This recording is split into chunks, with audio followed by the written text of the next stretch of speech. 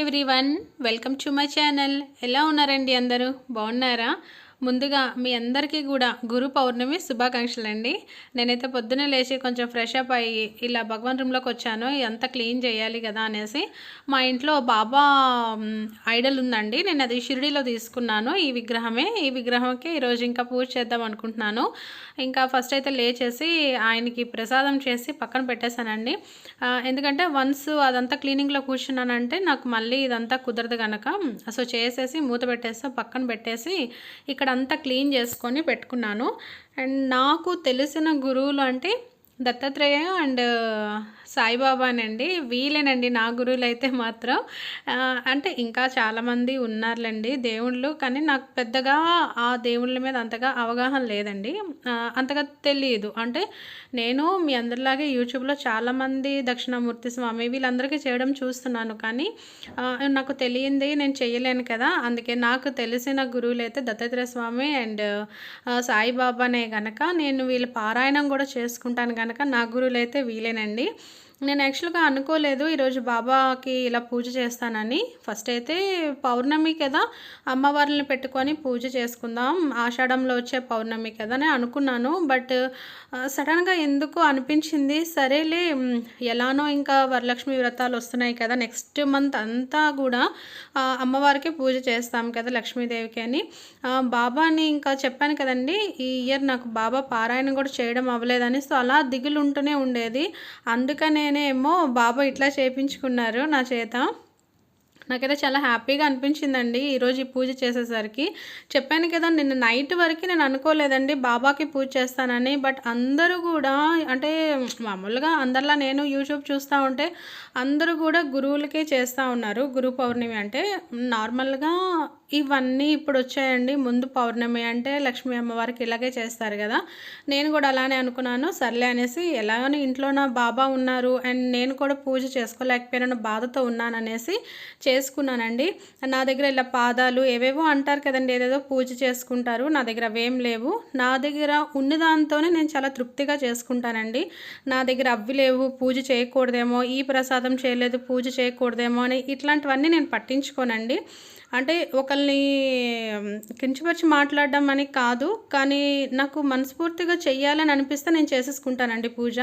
అంటే ఆ ప్రసాదమే చెయ్యాలి, ఆ దీపమే పెట్టాలి, అలాగే చేయాలి, ఇలాగే చేయాలని అయితే నాకు ఉండదండి. నాకు చెయ్యాలి అనిపిస్తే ప్రశాంతంగా ఎర్లీ మార్నింగ్ లేచి పూజ చేసుకుంటానండి, అంతే.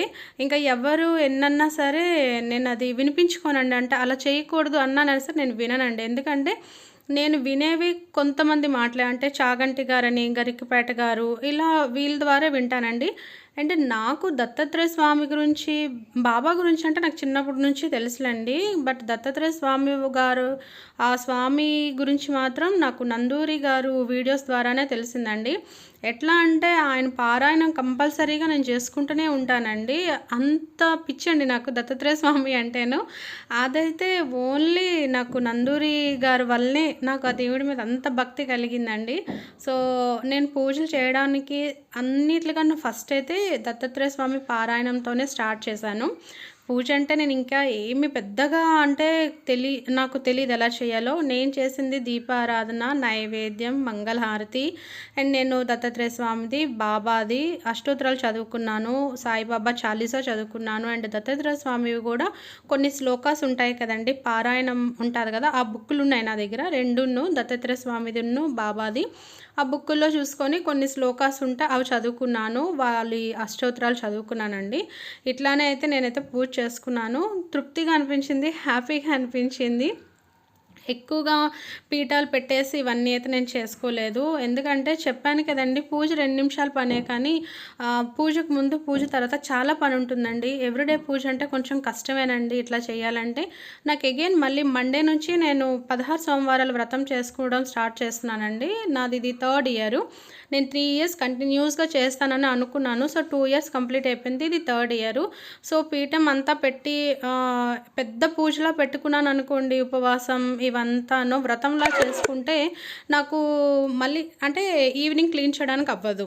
రేపే మండేనే క్లీన్ చేయాలి. అలా చేస్తే మండే పూజ లేట్ అవుతుంది కదా, అందుకని సింపుల్గానే చేసుకున్నాను. హ్యాపీగా అనిపించింది. దాని నెక్స్ట్ పిల్లలు ఒక షాప్లో చూసారండి టిఫిన్కి వెళ్ళేటప్పుడు, దోశ ఏంటమ్మా రెడ్ కలర్లో ఉన్నదంటే అది బీట్రూట్ దోశ నాన్న అంటే, సరే అది మాకు కూడా చేయండి అమ్మా అన్నారు. సర్లేదు ఇంకా షాప్లో తీసుకుంటే అది ఫుడ్ కలరో తెలియదు, ఏం వేస్తారో తెలియదు కదండి. అందుకే నేనైతే బీట్రూట్ దోశ వేసుకున్నాను. ఇదేంటంటే బీట్రూట్ని చిన్న పీసెస్గా కట్ చేసేసి మిక్సీ చేసేసి దాని వాటర్ కాస్త దోశ రుబ్బుకుంటాం కదండి, దాంట్లో మిక్స్ చేస్తాను. ఇది నేను దోశ వేసేటప్పుడు అయితే పింక్ కలర్లో వచ్చిందండి, రెడ్ కలర్లో అయితే రాలేదు. బట్ షాప్లో అయితే బాగా రెడ్ కలర్లో వచ్చిందండి. మేబీ వాళ్ళు ఫుడ్ కలర్ వేసేస్తారో ఏంటో నాకు తెలీదు. మనకి కొన్ని కుదరవు, అలాంటివి కొనుక్కుంటే ఓకే, కానీ మ్యాక్సిమం ఇంట్లో చేసుకొని పెట్టేస్తేనే పిల్లలకు బెస్ట్ అండి. నేను బీట్రూట్ మళ్ళీ వాటర్ కూడా కలపలేదండి, వాటర్ కలిపాను అందుకే పింక్గా వచ్చిందని అనుకుంటున్నారేమో మీరు. నేను థిక్గా అలానే బీట్రూట్ మిక్సీ చేస్తే అదే జ్యూస్ని వేసేసాను, అయినా సరే నాకు పింక్గానే వచ్చిందండి. మేబీ రుబ్బు తక్కువైతే రెడ్గా వస్తుందేమో. నేను అప్పుడు అనుకున్నాను షాప్లో అంత రెడ్గా వచ్చింది అని అంటే నాకు తెలిసి ఏదో కలర్స్ వేస్తారేమో అనేసి. అది పిల్లలకు పెట్టడం కరెక్ట్ కూడా కాదు కదా, హైజీనిక్ కూడా ఉండదు అనేసి నేనైతే ఇట్లానే ట్రై చేశాను. కుదిరితే మీరు కూడా ఇలా ట్రై చేసి మీ పిల్లలకి పెట్టండి, వాళ్ళు చాలా ఎంజాయ్ చేస్తారు. అండ్ నేను అనుకున్నాను ఇది బీట్రూట్ కదండి, అదేంటంటే కొంచెం పచ్చి స్మెల్ వస్తుందని అనుకున్నాను.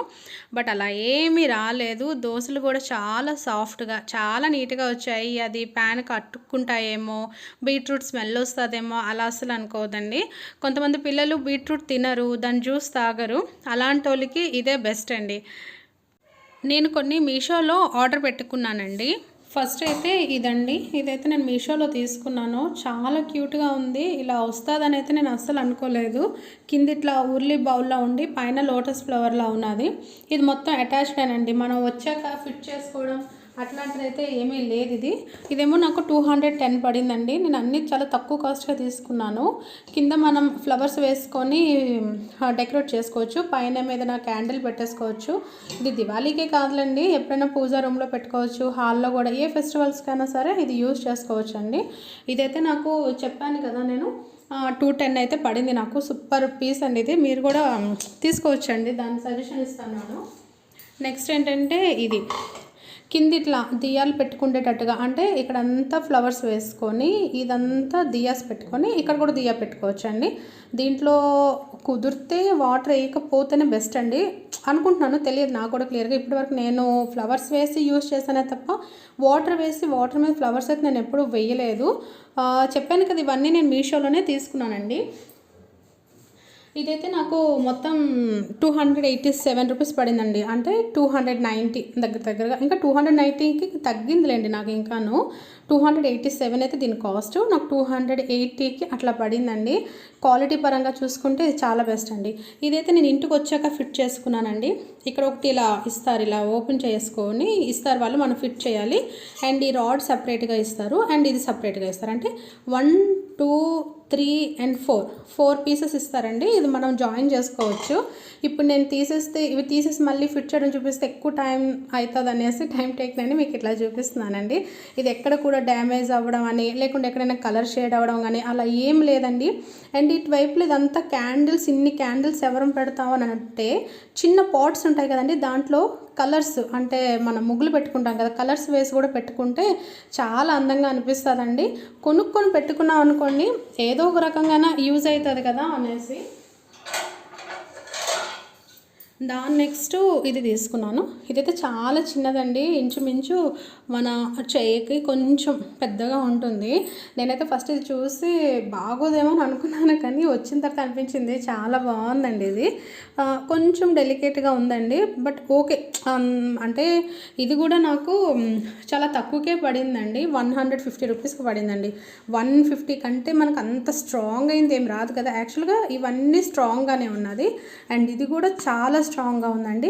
ఓన్లీ ఇవే కొంచెం రేకుల్లాగా ఉన్నాయి. బట్ ఓకే, మనం ఎవ్రీడే అంటే యూజ్ చేయము కదా, అప్పుడప్పుడు యూజ్ చేస్తుంటాం కనుక ఓకేనండి, బెస్ట్ అండి. ఇది కూడా చాలా బాగుంది. అండ్ ఇదైతే నాకు ఓన్లీ 150 రూపీస్కే పడిందండి.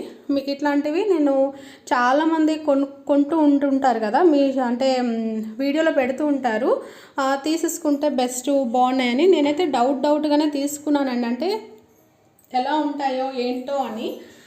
బట్ తీసుకున్నాక అర్థమైంది చాలా బాగున్నాయి అనేసి. అండ్ అనదర్ వన్ ఇదండి. ఇదైతే యాక్చువల్గా నేను ఆ కలర్లోనే, గోల్డ్ కలర్లోనే ఆర్డర్ పెట్టాను. బట్ నాకు ఇది డిఫరెంట్గా ఈ కలర్లో అయితే వచ్చిందండి. బట్ ఓకే అనిపించింది, ఎందుకంటే అన్నీ ఒకే కలర్ కాకుండా. ఇదేంటంటే దీంట్లో కూడా వాటర్ వేసేసి మనం ఫ్లవర్స్తో ఫిల్ చేసుకోవచ్చు. లేదు అంటే దాంట్లో ఫ్లవర్స్ వేసేసి కొంచెం కప్పు లాంటిది పెట్టేసి ఇట్లా అయినా పెట్టుకోవచ్చు. అని అంటే మనం ఒకే పర్పస్ కాకుండా డిఫరెంట్ పర్పస్కి మనం యూస్ చేసుకోవచ్చు అండి. లేకుంటే టీవీ దగ్గర దీంట్లో కొంచెం ఫ్లవర్ వేసెస్, ఇట్లాంటి ఫ్లవర్ వేస్ ఉంటాయి కదండి. అండ్ దాని నెక్స్ట్ కొంచెం షో పీసెస్ ఇట్లా ఉంటాయి కదా, అవి కూడా పెట్టుకోవచ్చు అండి. లేకుంటే చూస్తున్నారా, ఇట్లా అయినా పెట్టుకోవచ్చు. అంటే కిందంతా రోజ్ ఫ్లవర్స్ వేసాం అనుకోండి, పైన లిల్లీస్ వేసాం అనుకోనండి, రెడ్ అండ్ వైట్, పైన క్యాండిల్, బాగుంటుంది కదా. ఇట్లా మనం డిఫరెంట్ స్టైల్స్లో దీన్ని మనం అరేంజ్ చేసుకోవచ్చు, డెకరేట్ చేసుకోవచ్చు అండ్ యూస్ కూడా చేసుకోవచ్చు అండి. అండ్ ఇదైతే మాత్రం చాలా స్ట్రాంగ్ ఉంటుందిలేండి. ఎందుకు స్ట్రాంగ్గా ఉంటుందంటే ఇది నేను ఆన్లైన్లో అయితే కొనలేదు. ఇదైతే నాకు చాలా పెద్దదండి, ఇది చాలా అంటే చాలా పెద్దది. ఇది ఒక్కటి చాలండి డెకరేషన్ చేయడానికి దివాళీ టైంలో కట్టాను. ఇదైతే నాకు ఓన్లీ 500గా పడింది. బేగం బజార్లో కొనుక్కున్నాను ఇది. అండ్ ఇంకొకటి ఏంటంటే, బేగం బజార్లో అన్నీ బాగుంటాయి కానీ ఒకటే బాగోదండి. అది ఏంటంటే, ఏ సీజన్లో వెళ్తే ఆ సీజన్కి సంబంధించినవే దొరుకుతాయండి. తర్వాత మనం వాళ్ళని ఎంత రిక్వెస్ట్ చేసినా సరే అది లేదు, మా దగ్గర స్టాక్ లేదు అని చెప్పేస్తారండి, అంతే. ఇది నేను 1 ఇయర్ నుంచి వెతుకుతుంటే నాకు లాస్ట్ ఇయర్ దివాళీ అయిపోయిన తర్వాత దొరికిందండి.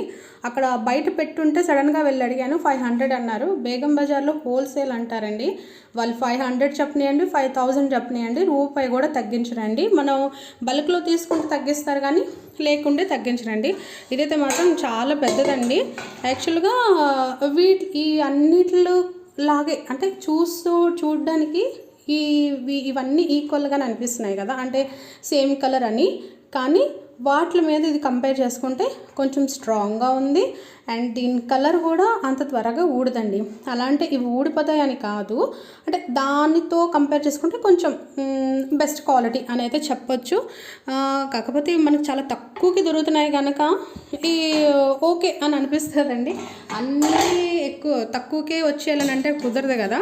సో చూస్తున్నారు కదా, ఇది ఇలా డెకరేట్ చేసుకోవచ్చు అండి, బాగుంటుంది కదా. అంటే ఇక్కడ క్యాండిల్స్ పెట్టుకొని, ఇక్కడేమో కలర్స్ చిన్న పాట్స్ ఉంటాయి కదా, మనకి బయట దొరుకుతాయి కదా, ఆ పాట్స్తో కలర్స్ పెట్టుకొని, ఇక్కడ రోజ్ ఫ్లవర్స్ వేసుకొని, ఇక్కడ ఏమైనా వైట్ ఫ్లవర్స్ వేసుకొని, పైన ఒక క్యాండిల్ పెట్టుకుంటే చెప్తున్నాను కదా, ఇది డిఫరెంట్గా డెకరేట్ చేసుకోవచ్చు, ఇది డిఫరెంట్గా డెకరేట్ చేసుకోవచ్చు. సో ఈ విధంగా అయితే నేను తీసుకున్నాను. ఒక్కటే ఎప్పుడో తీసుకున్నాను, బట్ రిమైనింగ్ అన్నీ నేను ఈ మధ్యనేనండి, లాస్ట్ వీకే తీసుకున్నాను. అది అన్బాక్సింగ్ వ్లాగ్ చేద్దాం అనుకున్నాను కానీ నాకు కుదరలేదు. సర్లే ఇంకేముంది, ఓపెన్ చేసేసాకే ఇంకా వ్లాగ్ చేయొచ్చులే అని తీసుకున్నానండి. ఇట్లాంటివి అయితే మీరు తీసుకోవచ్చు. నాకు ఈ మొత్తం కలిపి జస్ట్ 1000 పడిందండి. 1000 కన్నా ఇంకా తక్కువే పడింది. ఎందుకంటే నేను తులసమ్మ దగ్గర అదే దియా ఉంటుంది కదా, దీపం, అది తీసుకున్నాను. అది నాకు ప్రోడక్ట్ బాగా రాలేదండి, పాడైంది, ఫిట్టింగ్ ప్రాబ్లం ఉంది. అందుకని నేను అదైతే రిటర్న్ చేసేసాను. అందుకని నాకు 1000 కన్నా తక్కువే పడ్డాయండి. ఏముంది చెప్పండి, ఒక మటన్ తినేస్తే అయిపోతుంది. సండే ఏదో ఒక సండే కిలో మటన్ తెచ్చుకుంటే చాలు, అయిపోయింది. ఇంకా ఇవేనండి, నేను అయితే మీకు సజెస్ట్ చేస్తాను, ఇవి తీసుకోవచ్చు అని. చాలా అంటే చాలా అందంగా ఉన్నాయండి. ఈ వీడియో కానీ మీకు నచ్చుంటే ప్లీజ్ లైక్ చేయండి, షేర్ చేయండి అండ్ సబ్స్క్రైబ్ చేసుకోండి. Thank you very much for watching this.